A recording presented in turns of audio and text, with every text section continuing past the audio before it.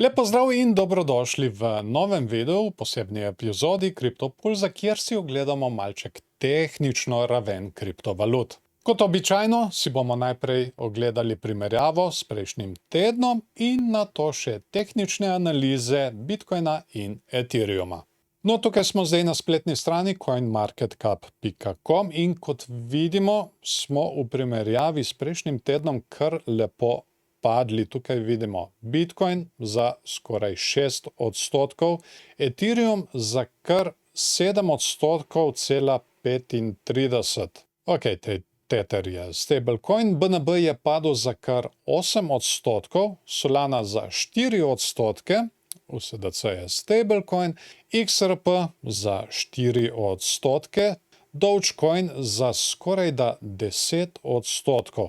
Edini, ki je izmed vseh teh naredil nek dobiček od prejšnjega tedna, je bil Cardano za 2,40%.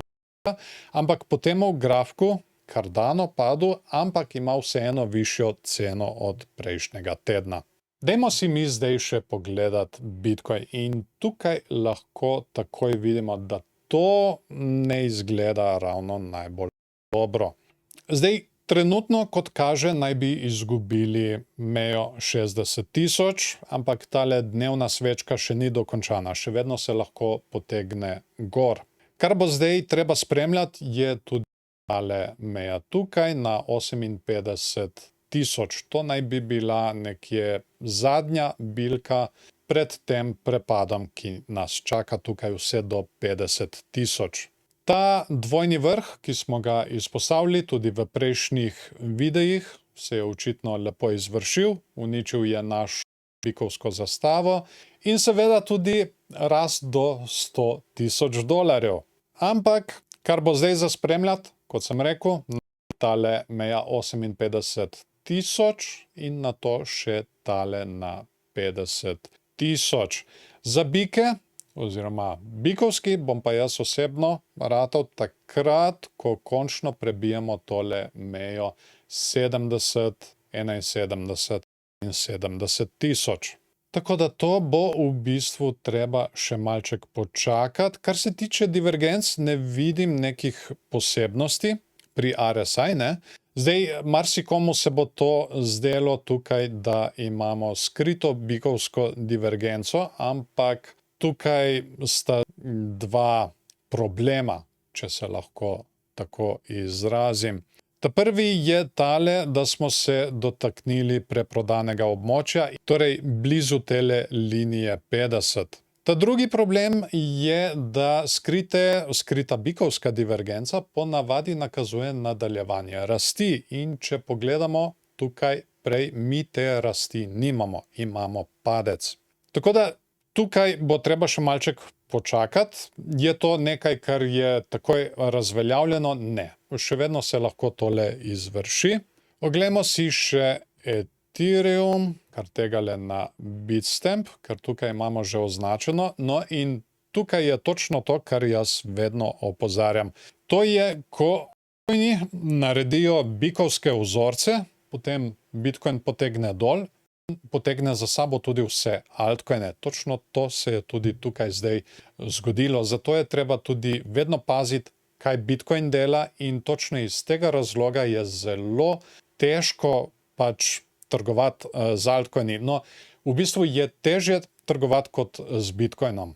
Tako da ja, če se spomnite tega videa, imeli smo bikovski vzorec, ki smo ga zdaj prebili navzdol, ker je Bitcoin potegnil navzdol. Pričakovana meja je tale tukaj, sem jo označil že dosti prej, to je od tam nekje 2900 pa do 3100. Torej, treba bo videti, kaj se bo dogajalo na tej meji, če bomo imeli kakšen odboj. Tako da ja, tega vzorca ni več, ga lahko kar zbrišemo. Zdaj, vprašanje je, če bomo imeli tale odboj, do kod bo prišel tale odboj? Ker ena stvar, ki me skrbi tukaj, so vrhovi. Imamo vrh in nižji vrh, pa če jo kar lepo povežem, torej vrh, nižji vrh, torej imamo eno spuščajočo se mejo. Medtem ko tukaj od spodaj, pa če malček natančneje pogledamo, imamo tukaj nek odboj in potem smo tale odboj imeli še naprej tukaj, na tem mestu. Tako. In zdaj, če doživimo še en odboj tukaj, kje bomo imeli tale vrh, ker to trenutno kaže na padajoči trikotnik in to je medvedji vzorec. Ampak tle je treba vedeti. Padajoči trikotniki se izvedejo tam nekje, se mi zdi, v 55 do 60%. Dostikrat se pretvorijo tudi v bikovsko dvojno dno. Tako da vsekakor, če pridemo do te meje, jo bo treba kar precej spremljati, ker se stvar lahko tudi hitro obrne. Dobili smo tudi en komentar na prejšnjem videu in sicer naj bi nek anonimni analitik napovedal, da naj bi se po odobritvi Ethereum ETF-ov Ethereum za 30%. Zdaj, to je precej odvisno, od kod se miri, ne? Tukaj s tole svečko smo mi dobili odobritev Ethereum ETF-ov in potem smo tukaj na ta vrh. Zdaj, če mi mirimo od tega vrha navzdol, bom jaz tole kar izmeril, torej točno od tega vrha navzdol do vse te moje pričakovane meje, imamo v bistvu že padec za tam nekje 27%. To je v bistvu že skoraj da 30%. Vsekakor možno je, treba je imeti v mislih, v kriptu je vse možno. Vedno je treba biti previden, nikoli ne kupovati v hajpu, ampak takrat, ko se cene spuščajo. To je zlato pravilo. Tako da ja, pri Ethereumu zdaj trenutno vse to je ta na 2900 in potem imamo še tukaj od zgoraj tole spuščajočo mejo, ki se iz dneva v dan vedno bolj spušča.